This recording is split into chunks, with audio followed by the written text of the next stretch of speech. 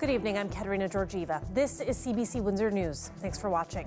Tonight, a 13-year-old girl is missing. The community frantically trying to find her. Plus, a single mom with cancer is looking for a place her family can call home, but she's in a shelter instead. A hospice helping those without homes get proper care at the end of their lives. New space opens today. And education workers filing another strike notice. That gives the province and the union 5 days to reach a deal before they walk. A Windsor family is desperately asking for help tonight, pleading for their teenage daughter to return home. People are now moving through the city, handing out flyers as police continue their investigation. It's been more than 48 hours since McKenna Deslip McClellan was last seen by her family. Here's a picture of the 13-year-old being shared by police. She was last seen in South Windsor on Monday morning. Her family says it's been an absolute nightmare. We spoke with her father this afternoon. It's hard, that's to say the least. And what kind of support have you been getting from the community on this so far? Well, it's been great. A lot of outreach, a lot of concern. There's been definitely heartfelt, that's for sure. Yeah. And what would you tell your daughter McKenna if she was listening to this right now? Come home. We love you. I hope you're safe. Here's another photo shared by police. They say that she may have entered a large gray SUV on Monday morning. A $500 reward has been offered to anyone for any information that helps bring her home. Volunteers are handing out this poster around the city. Some are now going door to door asking for help. The family saying they appreciate the support. Police say the investigation is very fluid. It's now in the hands of the Major Crimes Unit. The staff sergeant now in charge of this case says it started as a human trafficking investigation. Any more details on how you're searching aside from canvassing? What has police done so far? At this point, it's a matter of investigative techniques that I don't want to divulge. So I can tell you that we are canvassing. We are exploring all avenues to locate her. But at this point, that's as much as I can say about that. What area are you canvassing? In and around her residence. So we're running Askin, north-south and east-west from there. We have a canvas coordinator that's created a geographical area in which, through the investigation, they deemed as being necessary to search in an attempt to either get witnesses or video that may assist. Assumption that she's still in Windsor, or is there something that tells you that? Right now, our best information is that she's in Windsor. We've not received anything that she's outside of Windsor. Anything that we have received that she may be outside of Windsor has been eliminated. For a 13-year-old girl to go missing, how often would police ever deal with something like this? Like, how unusual is this case? Unfortunately, it's not the most unusual. Children are leaving more frequently from home due to disputes or what have you with their family. What becomes unusual about this is they're not gone for a prolonged period of time. What makes it concerning for the police is that she hasn't returned home. That's why Major Crimes has become involved in this. Police say they have not issued an Amber Alert because it did not meet the OPP's standards. They believe she may have got in the vehicle on her own accord and that it does not meet the bar to be classified as an abduction. Right now, police are reviewing surveillance video and going through tips from the public. The number to call if you have information is 519-258-6111, and we will keep you updated as the search continues. To Queen's Park now, as CUPE education workers once again issue a 5-day strike notice. That means by next Monday, kids could be out of school once more. This even though the union says it's found middle ground with the government on wages. Queen's Park reporter Lorenda Redekop now on the latest setback. It will be a full strike on Monday. The local union president confirms that's what's coming if no deal is reached. Solidarity! Less than 2 weeks ago, the union walked off the job, highlighting workers' wages as a main issue.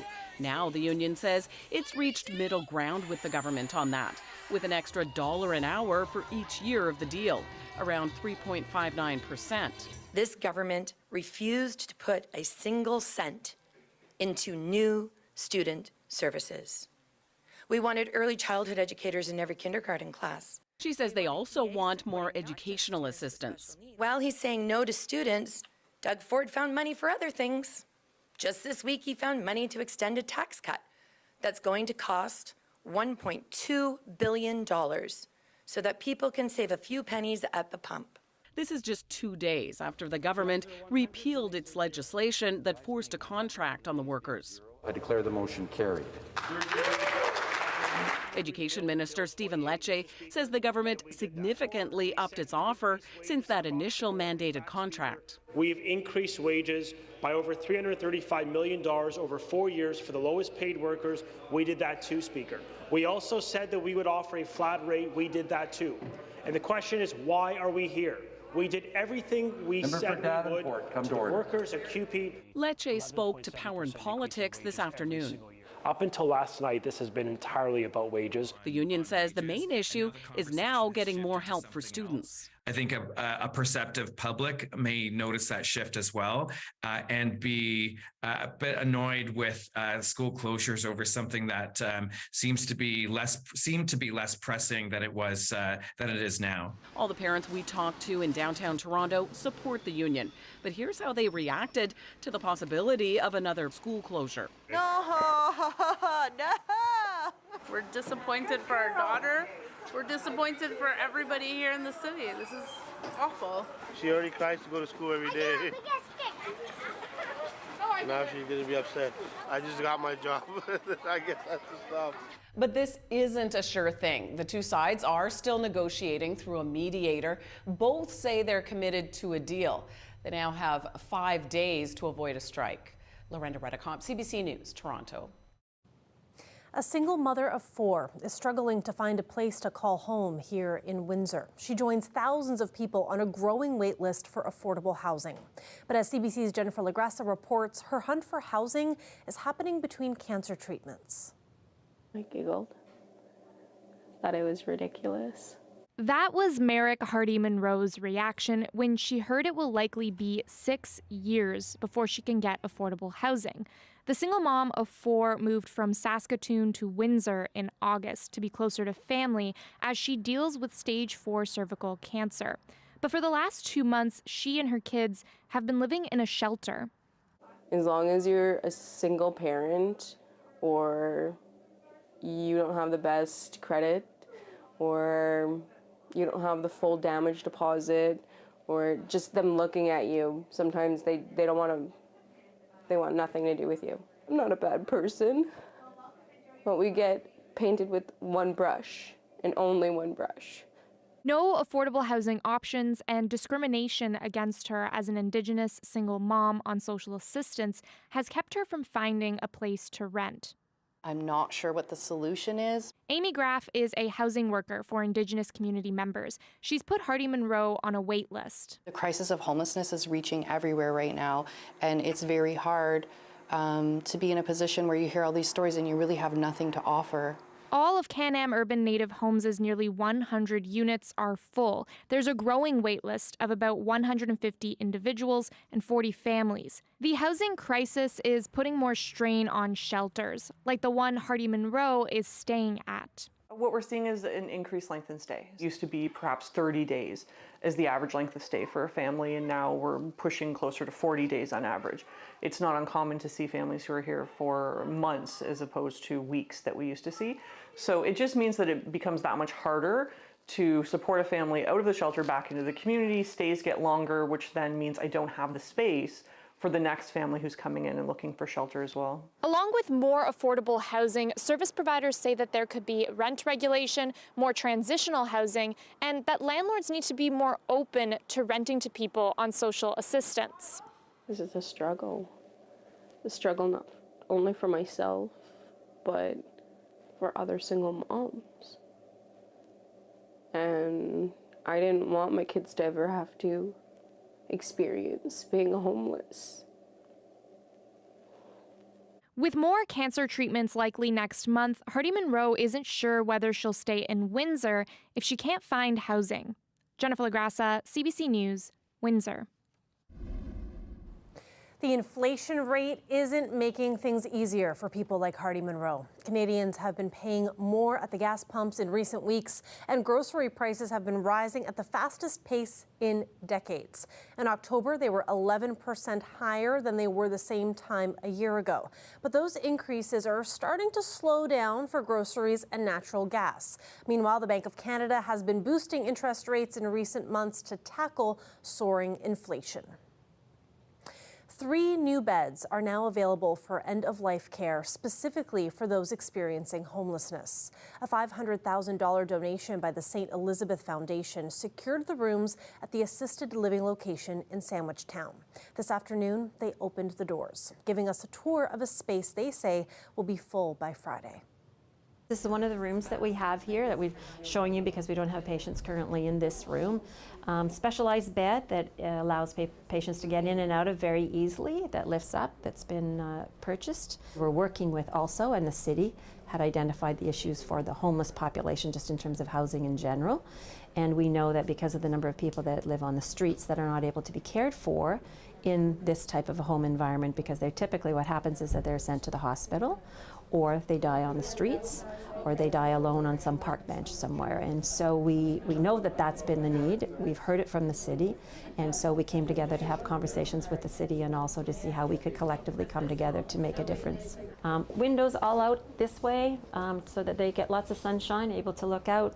Seating area. I think in general, research will tell you that the homeless population doesn't tend to access traditional services because they're sometimes not welcome. They feel uncomfortable in those environments. Their street families are not allowed in to see them, perhaps in some cases. And because it is a specialized knowledge and capability to be able to care for these people. And so you'll meet our workers someday and you'll see that they have that specialized ability to care for individuals and understand where they're coming from and give them really good person and family-centered care. The bathroom, which is large and wheelchair accessible and has all of the things that one needs. Homelessness is not necessarily a choice. It's not an option anyone wants, but it's a very pressing reality in all of our cities across Ontario and Canada. And having a place to land, a place to go at end of life, we all want to come home. We all want to feel loved and valued. And it's so incredible when our team members get to know our patients' stories and where they came from and who they are, and we can remember them. Everyone wants to leave a legacy at end of life. We want to be remembered, and we want our stories to be told. And we're so proud to be here and be part of this project and able to do that for people in our community. We have an exclusive look inside Canada's largest children's hospital as it struggles with a surge in young, sick patients. Like so many other pediatric hospitals, Sick Kids in Toronto is swamped with a triple threat of respiratory illnesses. Christine Birak shows us the toll on staff and families in this rare report from behind the scenes. Canada's largest children's hospital says it's never let cameras into its ICU or emergency room until now. So this is the emergency? Yeah, this is where patients and families enter into triage. Dr. Jason Fisher is the division head of emergency at Sick Kids. And typically we would expect to see about 230 patients a day, but we're seeing well over 300. By noon, anxious parents with babies and young kids are lining up, mainly with flu and RSV symptoms. To protect their privacy, we can't show too much. So let me ask you, are all of these rooms full? All of these rooms are full.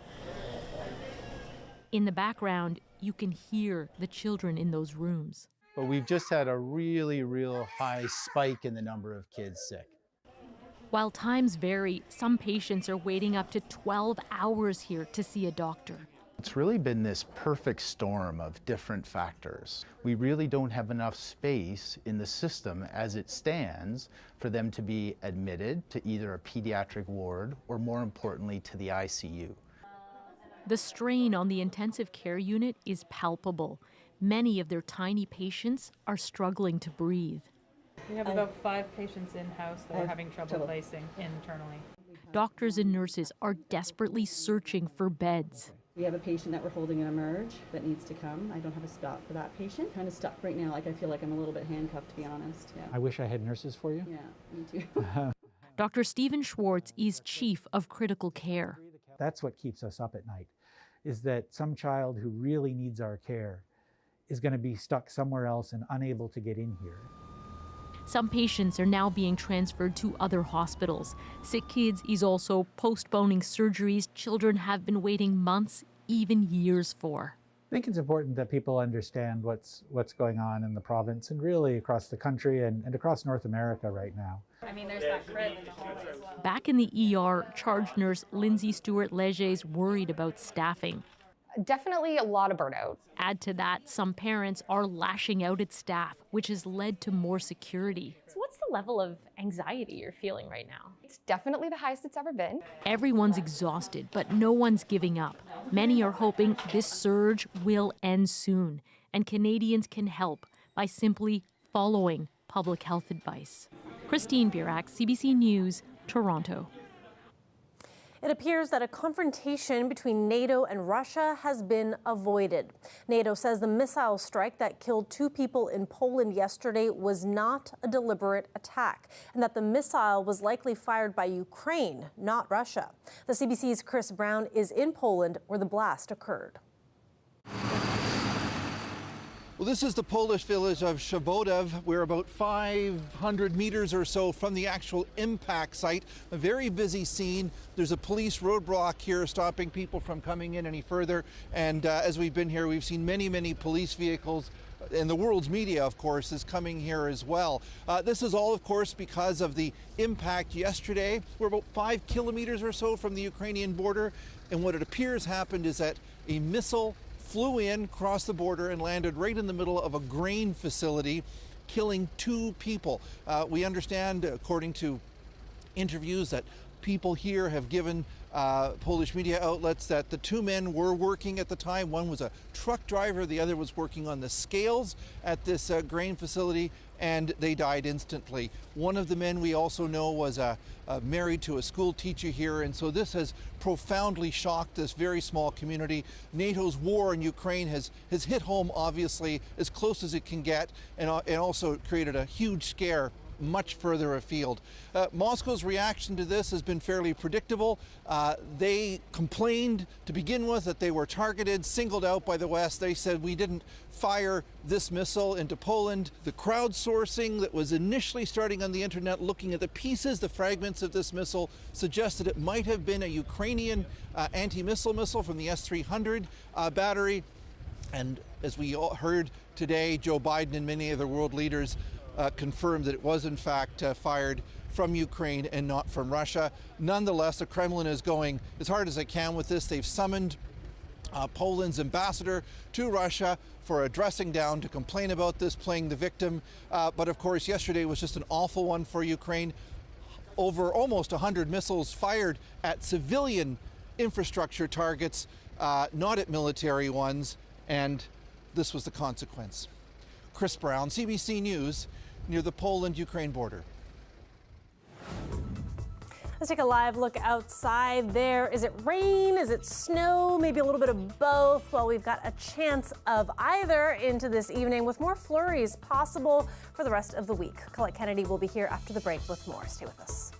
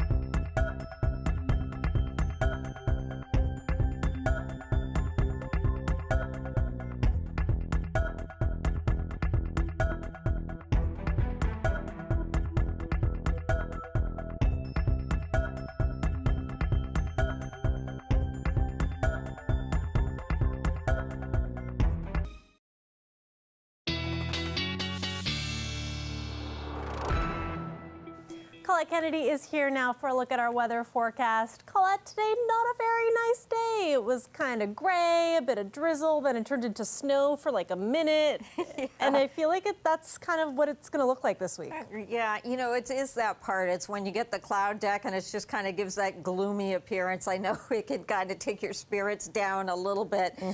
We'll get some sunny peaks in here yet. I mean, not today, but coming a little bit later on, but we got to get through a few things to get there. I'll just start you off, as I often do, with your temperatures and just having a look at where those readings are, kind of just barely above freezing and not even so London and off towards Kitchener where there's some colder air in place. And as the winds set up from the west towards London tonight overnight, 5-10 centimeters of snow is even possible. Those winds become very, very important across the lakes as lake effect snow machines essentially turning on, as we say, getting into tonight, but getting into the end of the week and the weekend as well. So weather statements still in place around London because of what I was just telling you about, and a few other spots as well, just because of the mucky roadways and that lake effect snow coming in. But there are also snow squall watches and warnings, and we'll show you those in just a moment. But I want to show you the radar and see how this is all kind of filling in as what was a mix, but as some of that air is pushing in land, we're getting into more significant snowfall as that northwest to westerly wind is setting up, and we're also seeing that setup across Lake Erie, which is going to become so important over the next 72 hours or so. So the broader perspective shows you that line, right, that's coming along, but on shore, it's not rain, it is very much snow, and that is obviously on across the international border into New York State. So watching there carefully, watching the areas that you see here. The pinks are the snow squall warnings, watches in blue, and then there are even some of these warnings out over because of the strong winds, severe winds out over the lake, all part of what's happening as that cold air is being ushered in. Cold front goes through later tomorrow, bringing us some bursts at times. So a little bit of sun in the morning, yeah, is that possible? Yes, but some cloud cover, quite a bit of it, and flurries at times, and then into part of the day, like later in the day, I think we'll see something a bit more consistent at times with the flurries because of the passing of that front. But just watch over the next few days this weekend. You'll hear it on our newscast or elsewhere, or I'll tell you about it, the amounts of snow that they'll likely be seeing there in Buffalo. But even for skiers, if there happen to be some in our viewers, wow, skiers, snowboarders, you're going to have a lot to enjoy come this weekend. When we come back to space as NASA launches the Artemis. Stay with us.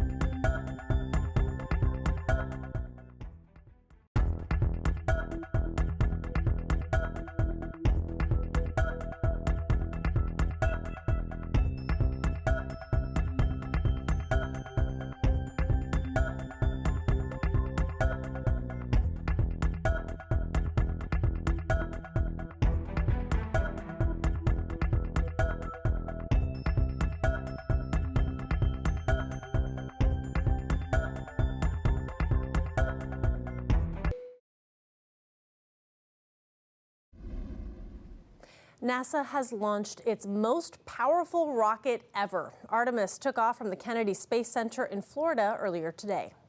4-stage engine start. 3, 2, 1. Boosters in ignition. And liftoff of Artemis 1. On top of the rocket was the Orion spacecraft, a capsule that broke away from the rocket after reaching space. The capsule will be propelled into a wide orbit around the moon and will return to Earth next month. 3 test dummies are on board, and they will be replaced by astronauts on future flights if this 25-day mission goes well. No astronauts have walked on the lunar surface since the Apollo program ended 50 years ago. Today's launch came after many delays and huge cost overruns. Now, before we go, a reminder about the search for a missing teen believed to be in Windsor. Police have launched a major crimes investigation for 13-year-old McKenna Deslip McClellan. The family says she was last seen on Monday morning in South Windsor. They have not seen or heard from her since 8:30 that morning. Here's a picture police have shared. You might also start seeing posters being put up around the city by volunteers. Police are asking anyone with information to call them at 519-258-6111. Officers are going over tips and surveillance footage right now, and there is a $500 reward for information that helps bring her home. Police say it's a very fluid situation, but as of late this afternoon, they do still believe that she is still in Windsor. We will continue to keep you updated on this story with the latest details on our website. And that is it for CBC Windsor News. For news anytime, go to our website at cbc.ca/Windsor. You can find us on Facebook, Instagram, and Twitter. Thanks for watching and have a great night.